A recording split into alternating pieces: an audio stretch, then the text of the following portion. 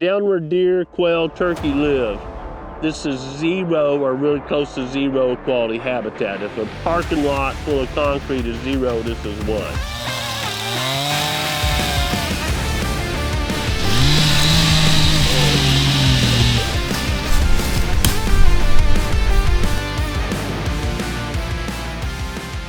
I'm standing here with Andrew Loflin. Andrew and I have become friends, but I met Andrew on a client's property near Greenville, Alabama, was it? And he knew what I was talking about and doing a good job, and checked him out. And now we're back here at the proving grounds, and I'm super sensitive to any contractor I hire to come here. Andrew, behind us, well, it's a pretty large unit where we cut all the cedars, getting sun to the ground. Right.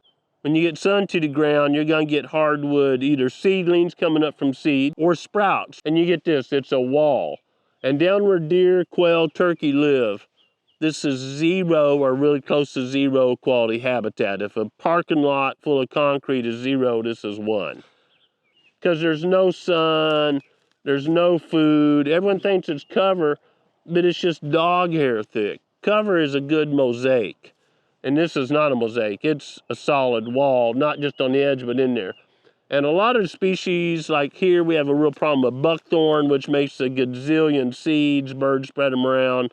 It's actually a native, but it's not a native we want, and it gets out of control really easy. I asked Andrew if his crew could wade through this, which I thought he'd say no, no, heck no, and apply the appropriate herbicide. We're selecting these hardwoods out, favoring native grasses and forbs, and not terminating the big mature trees. You know, we have this laid out like we wanted, except for this, so we can get a burn. Because if we use a prescribed fire right now, Andrew, you know, it would hardly carry through here, and then it won't terminate. Because when you terminate something, you know, 2 or 3 inches down here to hardwood, the roots have all the energy. You're doing a dormant season burn. There's no chance that'll burn in the growing season for a couple reasons. All the shade on ground's holding huge humidity. If you could get a fire hot enough to go in there, you'd kill the big adult oaks we don't want to damage. So the only option we have right now, viable option, is a herbicide. And Andrew's crew, they're gonna go through a backpack. It's hard for people to imagine because we don't want to wade through here, folks. But how does that work, Andrew? They make it through. These guys are tough. They get on a line. They're using blue dye, so you can see where they've been. They're overlapping their lines so they don't leave any gaps. And they're just kind of taking it slow, going one way in and then one way out, maintaining those lines. We're using a specific chemical to achieve our goals. Like Dr. Grant said, we're trying to get rid of the woody, all this woody stuff. And some of it, yeah, like you said, is coming out of the seed bank. Some of it, like this one, is sprouting off of a stump sprout. So there's all kind of mix. We want to kill these, but we don't want to kill all the grass and forbs. So we're using a triclopyr mix. Common name is Garlon. Andrew actually came up early to bid on this job and scouted it out. You don't want a forester just over the phone and says, hey, we'll do this, that, the other, that's never seen the property in most cases, because you need to see the species composition, the terrain. We're in the Ozark Mountains, this is steep. That's right. And when I was really grilling Andrew, are you sure your crew can do this? I mean, some of this stuff's, you know, I'm 6 foot tall, I reach 8 foot. This is 10 foot tall, some of it, something like that. Andrew's like, Grant, they wade through a southern clear cut that's been left alone a little bit too long over all that pine slash and stuff. And we're a little steeper, a little rockier, but we're probably not any thicker. Is that true, right, Andrew? That's right, that's right. And even, you know, parts of Alabama, you get in kind of the lower black belt, and it's not as tall, but just as steep. Our goal again is to terminate this. Only way to really effectively do it is with the herbicide. And then we're gonna burn, we're in July right now. We will come in here after Christmas and before green up and do a prescribed fire. There's a huge amount of fuel, so it'll be a cold day with moderate humidity, not real low because of all the fuel, and back it down. We'll go from ridge to ridge, try to meet it in center. It should be like a 16-hour burn, just backing really slowly. And then we're staying on that burn rotation every couple, 3 at the most years. And if we do that, then we can keep control of these saplings. If you just do this once, because this is not a ground active herbicide, strongly ground active, and don't do anything else, this is coming back, folks. You've got to incorporate prescribed fire, which is a great habitat management tool as it is. It's all about disturbances. You have to keep disturbances on there. If you have too long of a break without them, something's going to take over that sunlight. Something's going to occupy all that space. But yeah, like Dr. Grant said, you can't just start with a fire sometimes. Sometimes you can. Yeah, sometimes can. In this situation, this was all this open canopy up here was literally filled with cedars.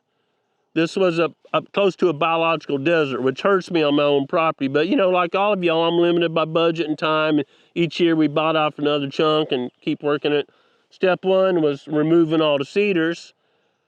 And then step two is control this. Step three is a burn. And then 4, 5, 6, however long, you know, we're going is more burns, more burns, more burns. And eating a lot of venison now there in between.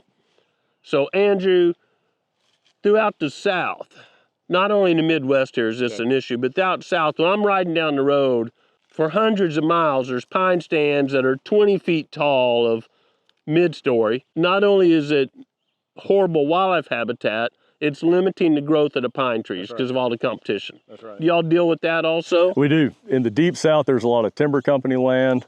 A lot of those big timber companies have big lawyers and they don't like fire. So, you know, your big timber management land, a lot of it is total Herbicide. closed canopy. Yeah. If they do anything at all, it's herbicide. Yeah. And then private landowners, there is a burn culture in the South. It's great. A lot of our states in the deep South are very burn friendly. I've learned that on the fringe, there's a lot of states that aren't, and it's a shame.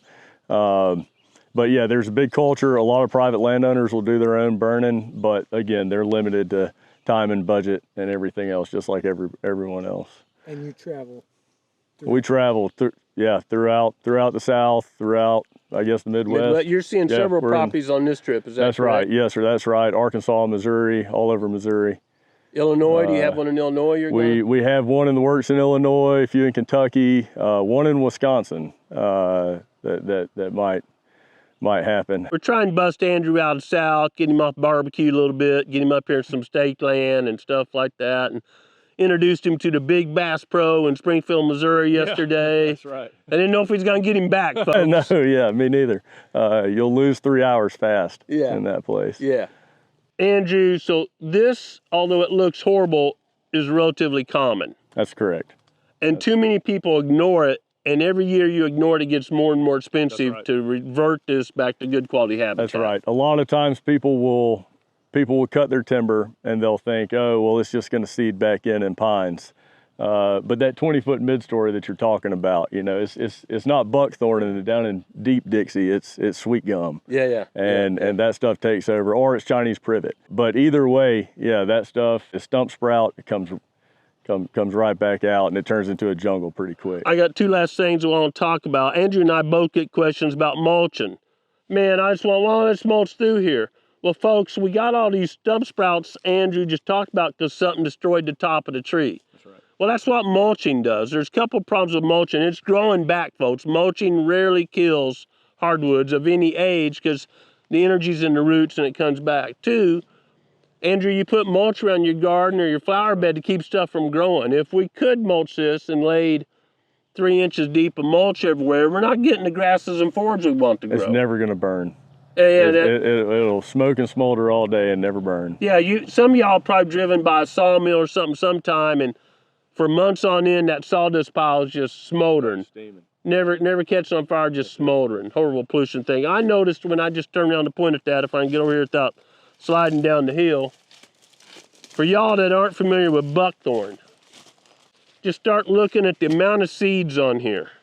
And I mean, they're just, one tree can have, and I don't know the number, so I'm not gonna say, but I'd certainly bet my favorite shotgun there's more than 1,000 seeds on there, easily. So thousands of seeds, birds consume these and spread them. And it's where you have buckthorn, it's really bad in parts of Wisconsin and Minnesota also.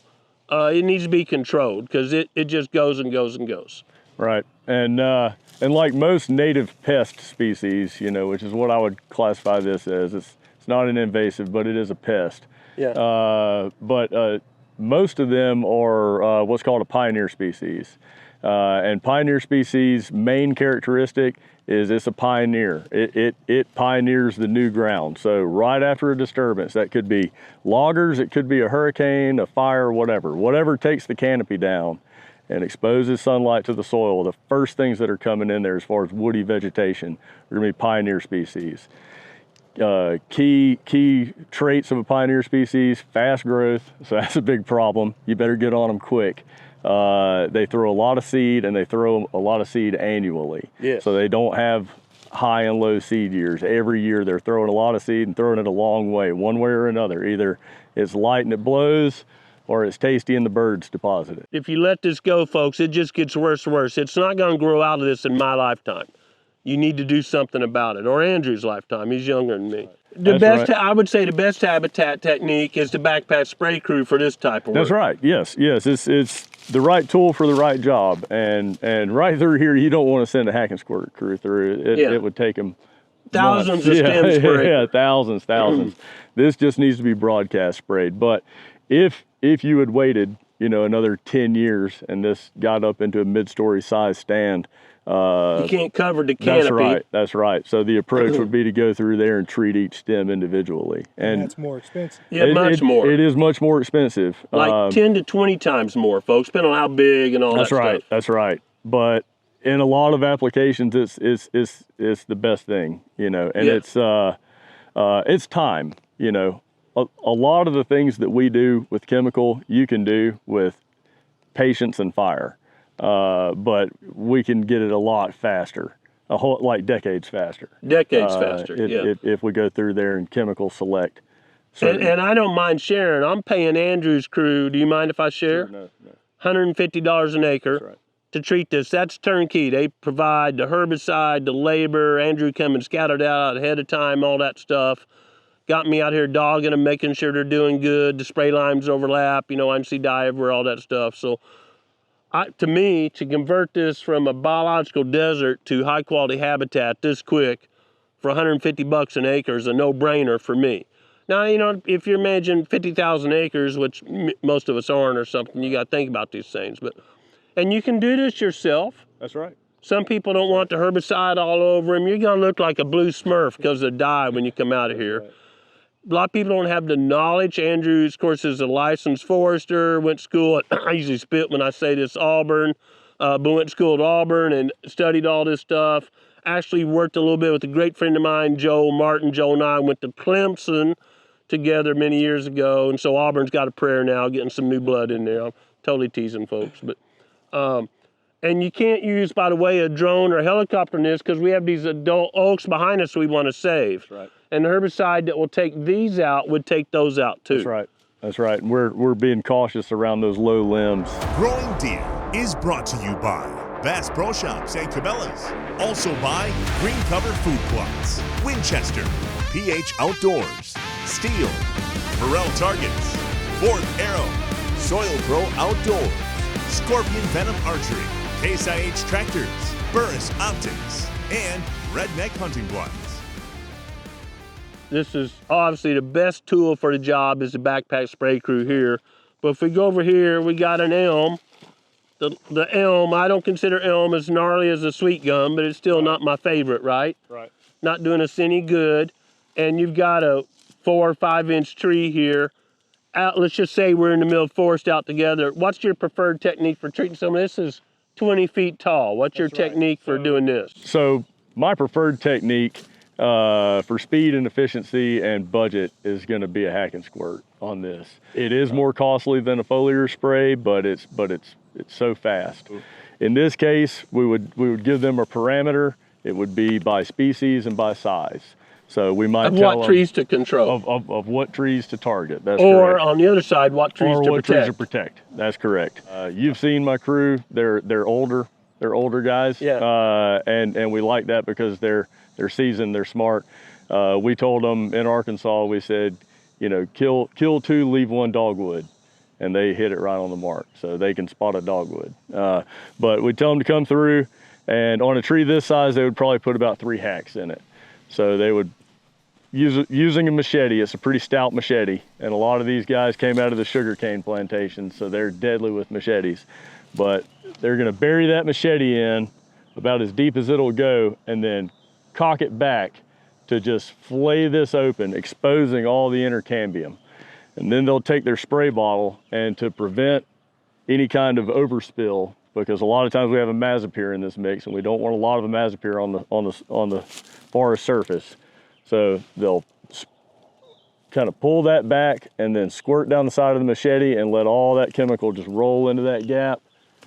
Pull the machete out, and the tree's been inoculated, or it's gonna die. It's gonna die. It's gonna die on that side. Yep. And then they need to come around and get it on probably 2 more sides.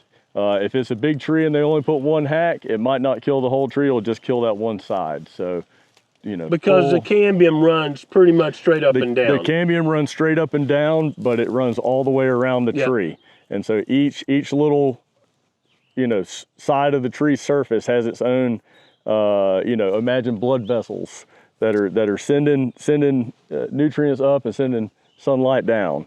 And so if you just, even just a hack with no chemical, I could hack in there and leave a dead scar on this whole side of the tree. Yeah, yeah.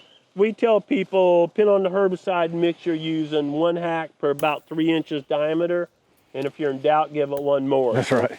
2-3 hacks on that tree, because it's 5-6 inches somewhere in there. You don't need to hack all the way around it. That's called girdling. Right, right. Yeah. You do need to do that on some bigger trees. Yeah. When we were in Arkansas, we had a lot of big sweet gums, and we were taking the sweet gums out, and you just about have to girdle all the way around those. The second preferred method for controlling trees this size would be a stump cut method. So stump cut is going to be a lot like hack and squirt. It's going to kill the whole tree this size, but it's a lot more labor intensive. So the way it's done is you would cut the tree down just like this stump, and once the tree is cut down, another man would come by with a backpack sprayer and a modified nozzle, and he would spray the stump. The only part that really needs the chemical on it is this outer edge right here, and this is the cambium, right just under the bark. But you have to make sure that you get full coverage across that cambium. So you don't really even have to spray anything in here. We usually just put it right down in the middle and then just spray until it extends out and covers everything. The cases when you would want to do something like this would be, again, you're buying time with this. You know, you're just speeding up the process. If we hack and squirt this tree, it's going to die. It's going to stand here dead. It's going to dry out. The limbs are going to fall off one by one. And eventually the top is going to break out, and then it'll be a tall stump for a while, and it'll feed a lot of woodpeckers, and then eventually it'll fall down and turn to dust. And a tree this size, you're talking 10 years or more. That's right, something like that. Yeah, this is not 2 years. No, it's not 2 years, it's not. And your first fire is not going to burn it up. You know, your second might not even. You'll peck along, and the more you burn, the faster it'll clean up, but still, there's a lot of time there. Now, cutting the tree down and laying it down on the ground is going to speed that process up. So on a tree like this, we would probably cut it into about 3 pieces. So we'd cut it into about 4 to 6 foot sections. And really the goal in that is you want contact with the ground. Think about, you know, your granddaddy's old ladder stand. You know, all those boards were nailed up to the tree. They weren't touching the ground. They weren't treated. They dang sure weren't treated. But they weren't touching the ground, so they didn't rot for a long time. If you'd laid the same board on the ground, it'd have been rotten in 1 year. And that's what you want. You want this in contact with the soil, staying moist, staying down there with all the little critters that can crawl up out of the soil and break it down. So again, cut stump, more expensive, but you're buying yourself time. Yeah, so you're gonna cut the tree, another guy's gonna treat, you need to do it within like 5 minutes or the sap. That's right. Yeah. You have about 5 minutes before the sap flows out and hardens over. Yeah, and it heals the wound basically. That's right, it's just like a scab. It covers the wound so the herbicide won't penetrate. So the guy that fells it's gonna slice it up in 3 or 4, that breaks it up where it actually decomposes much quicker. That's right. And gets it to the ground. That's correct. Andrew, thanks so much for being willing to do this tough work. Yes, sir. Tough job.